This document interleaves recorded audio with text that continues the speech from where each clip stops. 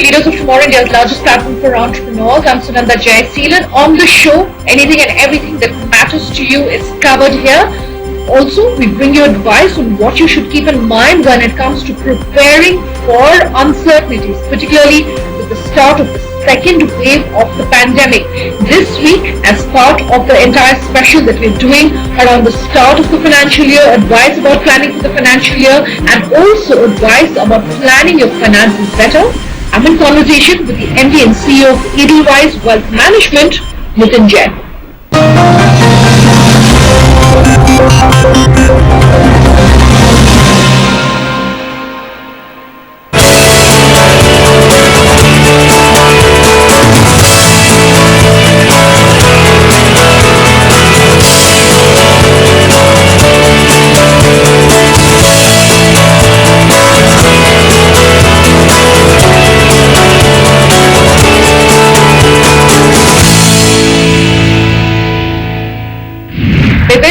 Thanks so much for joining us here on the show. This segment that we do every Tuesday at 10:30 p.m. on ET Now on Leaders of Tomorrow is to bring India's best financial minds live to our viewers to talk about what they should do when it comes to managing their money right. So it's really good that you could join us today to give us your personal experience and your personal examples and your advice really for entrepreneurs watching today's conversation. I want to start off by first talking about your own personal history and journey. What could you tell our viewers? Thank you, Sanda, for having me.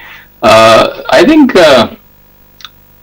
God's been quite kind so that I have got an opportunity to work in an industry that I've been passionate about from a very early part in my life. My father was into construction, was a businessman, and he was always actually interestingly into markets. And even in my days as an engineering student, he would talk about stocks. And I was fascinated by the idea that something can change in value on a daily basis, right? And I'm talking about 90s, that, things don't change in value on a everyday basis, but a stock price can change on practically on an everyday basis. So I think that just got me very interested in how this thing behaves. And I would talk to him a lot. He would explain to me, but hardly I could understand. But this fascination for markets stuck to me. I did my engineering from IIT, went into IIM Calcutta to do my MBA in finance, and then actually started my career in an organization called Cognizant, where I was a business analyst for a firm called for Cognizant, and wanted to do stuff in capital markets, but was not getting a break in hardcore financial markets. But then came across this firm, Edelweiss Capital, very small known firm, and actually it was very difficult at that time to even pronounce the name of Edelweiss because very few people knew about this company.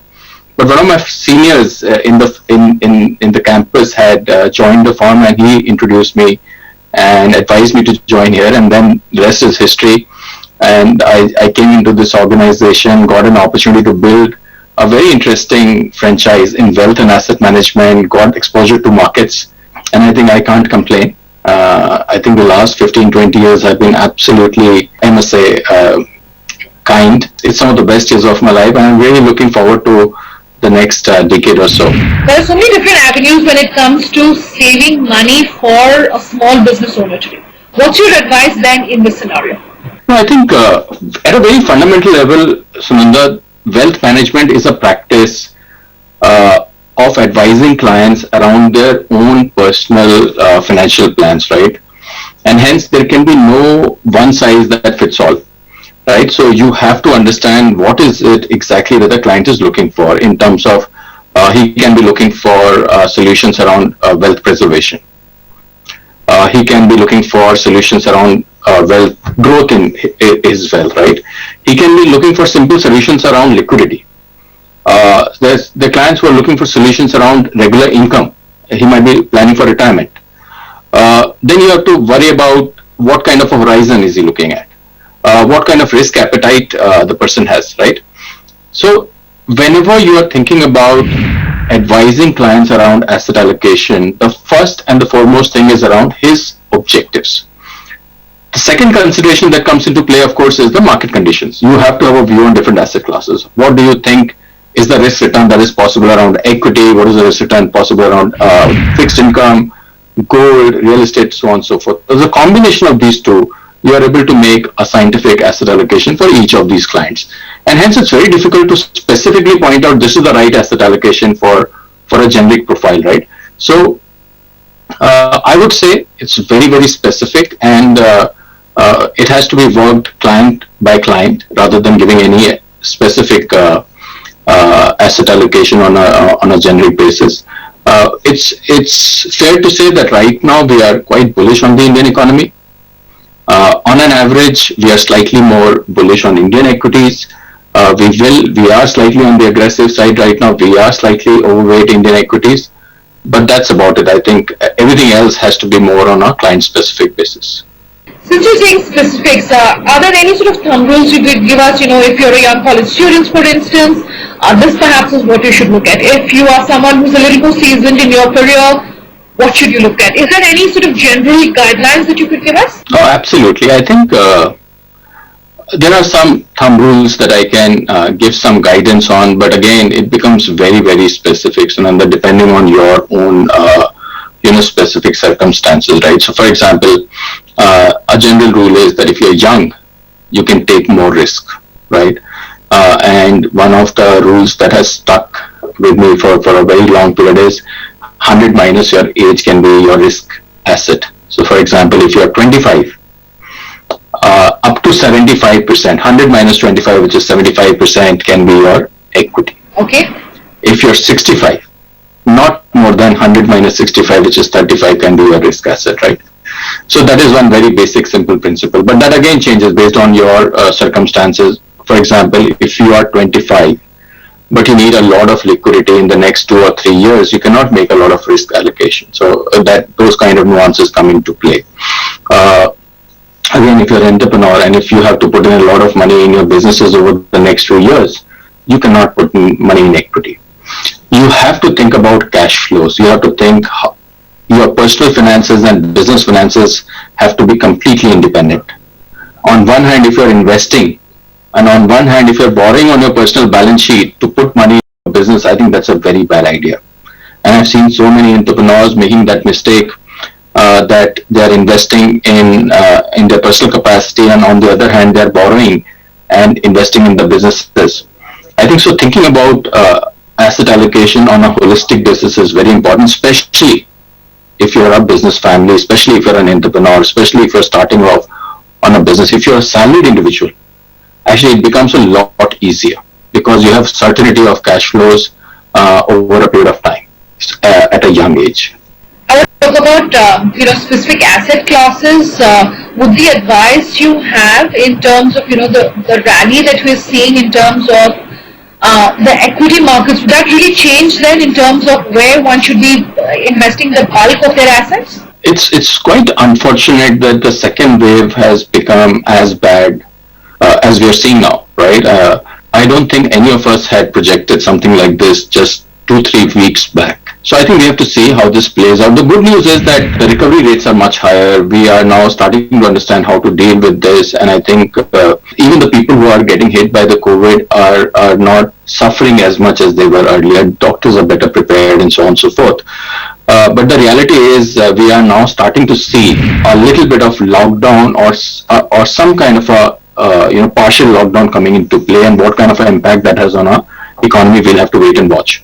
But if I look at the last 12 months, something very interesting has happened in India. I think we were expecting the market to slow down dramatically because economy was already on the slow curve, and we thought that this COVID, because the GDP was coming down by 6 to 7%, the earnings will come down, and I think over a period of time we will see a very slow recovery. What has happened though is this year, interestingly, Nifty is going to show earnings growth of around 15% over last year.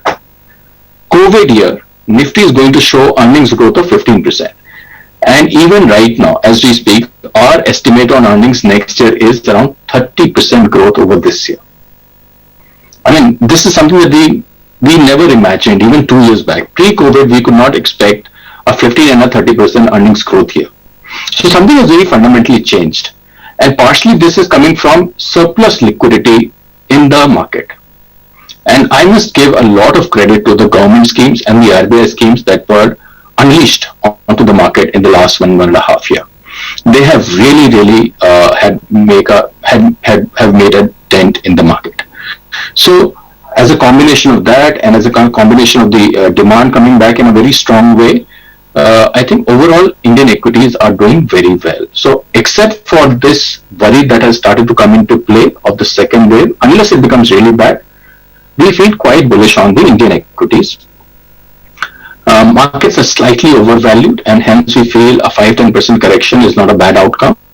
And at that point, I think markets will become extremely attractive from a 5 to 10 year point of view. So we are bullish on Indian equities. Okay. Fixed income, on the other hand, I think we see a little bit of a risk now because the duration, given the fact that we are seeing interest rates go up in US, we are seeing a little bit of a tussle in the bond market in India because there's a lot of supply coming in on the long term.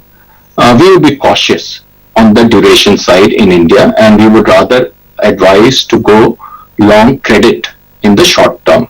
So there are a lot of opportunities on 3-year, 4-year corporate bond papers and some nice, interesting debt funds that have come up. So those are the plays that one can look at in the fixed income opportunities. One asset class that we naturally like is the residential real estate. We think as a combination of low interest rate, inflation coming back slowly, and long-term underperformance of residential real estate, I think that has created a very solid foundation for residential real estate to come back in a meaningful way. Nitin, I have to take a quick break on that note. We're back in just a minute.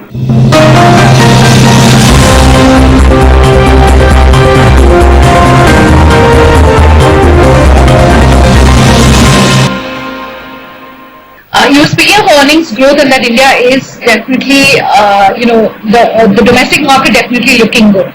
Compared to the global picture, with the stimulus that has been announced by the US government, vaccines at a fast pace across the developed world compared to what perhaps is happening in India, in the short term, in the 5 to 10 year period, would you say that India is still looking good according to you? Absolutely. So I think you have to just see I think the 10-year story in India, very few people can question. Our average age is 27. Our per capita is 2,000. The kind of flows that you're seeing coming to India is just phenomenal. I think if you talk to any long-term investor, the pension funds, the sovereign funds, the private equity guys, I mean, the long-term story is extremely compelling from an investment point of view in India. So I think the quality of companies, look at the quality of the companies that are available and the diversity of the companies that are available in India. So at least I have not seen many people questioning the long-term hypothesis on a 10-year basis. What people do worry about is the short-term volatility, especially in terms of regulatory stability more than anything else. Are the regulations changing too much? Are the tax regimes too volatile? Cost of doing business, and so on and so forth. And I think in the last 3-4 years, the government has taken a lot of steps, I must say, to calm down those nerves. And as that stabilizes, and I think that is the biggest hurdle to attract long-term capital. My sense is, over the next 3-4 years, you will see a lot of long-term capital chasing Indian assets. For me, that will be the biggest driver of growth in India. Since you're saying companies, or which sectors, which companies are looking good, anything you can tell us? So it's very difficult for me to specifically point out companies, but I can give a host of ideas, right, in terms of sectors and specific, should I say, areas rather than companies. So, for example, consumers continue to be our favorite, right? Look at the demand, how the demand has grown over the last 1 year. Across the board, I think people are absolutely surprised by the growth in consumption, both rural and urban, right? So there are so many ideas in that. So whether it will grow at 8%, whether it will grow at 12% in terms of sales growth. So profit growth, of course, will be significantly higher. Look at insurance as a sector, whether it is life insurance, whether it is general insurance. Massive growth potential for the next 10, 15 years. And may I say, wealth management, asset management, massive penetration opportunity in India. We can talk about automation, industrial automation, massive opportunity. We can talk about even infrastructure. I think infrastructure is one of the areas which people have historically not made money in, but I think companies in power, companies in cement, a lot of these companies over a period of time will do extremely well now because inflation is starting to come back and people have figured out various business models which are better governed, which are less capital intensive with the advent of REITs, InvITs, etc. I think now there is a way in which shareholders of these companies can actually make high ROCE and create more value for the companies. So across sectors, whether it is consumption, infrastructure, technology, Sure. massive growth. And every quarter you are getting surprised by the numbers that large companies like TCS, Infosys are delivering to the street, right? So, I mean, it's just bizarre. These large companies are surprising you on earnings every quarter. These are so well discovered companies, but people are still getting positively surprised by the earnings. So massive opportunities. I want to go back to my earlier question in asset classes, real estate and gold. Your advice on that? Yeah, we always advise our customers to have certain allocation in gold, Sunanda, because more than anything else, gold continues to be a hedge in your portfolio for two things, right? One is, of course, in any interest rate regime, which is real interest rate negative, and interest rates are generally low, gold tends to do very well. And we don't see that regime changing dramatically over the next 5-10 years. I'm talking globally, I'm not talking about India. And hence, being long on gold is a good thing. Second, I think in an emerging market like India, where currencies are quite volatile, Okay. if for some reason, if something was to go wrong with the currency, this is your ultimate hedge, right? So gold in rupee terms can always protect you against any meaningful depreciation of the currency. So that's the best way of hedging yourself against anything going wrong with the country's economy. So that's the second reason for going long on the gold. So not for specifically making meaningful returns on gold. We think you should not expect to make more than 6, 7, 8% on gold. But having gold in your portfolio is the important thing as an hedge against an extreme situation from a portfolio perspective. Real estate, as I said, I think we continue to stay bullish, especially on the residential side for the set of reasons that I mentioned earlier. We are not as sanguine, let's say, on the commercial real estate. You and I are talking right now, sitting, doing virtual conferences. 10% of our team is in office right now, and I don't see that changing dramatically. We have already given up 25-30% of our office capacity, and it's quite likely that we might give up another 25%. And I see this as a trend, which is here to stay. And hence, structurally, we think there are more productivity gains to be had from work from home, and a new paradigm is emerging. And hence, there might be pressure on the commercial real estate. And it has also had a great run over the last 10 years. So we feel that commercial real estate, you might see some pressure. And even in that area, there's some absolutely beautiful assets which will continue to do well. But on an average, we don't feel very good about commercial real estate. But the residential, which has been on a downturn and the demand supply is changing, home loan rates have come down dramatically. We think this is the best time to go long residential. So that's our view. 8 to 10% in gold. Start to look positively on the residential real estate. Don't go overboard on commercial. That would be our advice. All right, Nitin. Thanks for your time. Thank you. Completely out of time in this episode of Leaders of Tomorrow. If you have any wealth manager that you want to see featured here on the Leaders of Tomorrow, do get in touch. Our contact details is up on the screens as we speak. If you have any questions for any of these wealth managers, do send them across to us. We promise to connect you. Thanks for watching. Have a good night.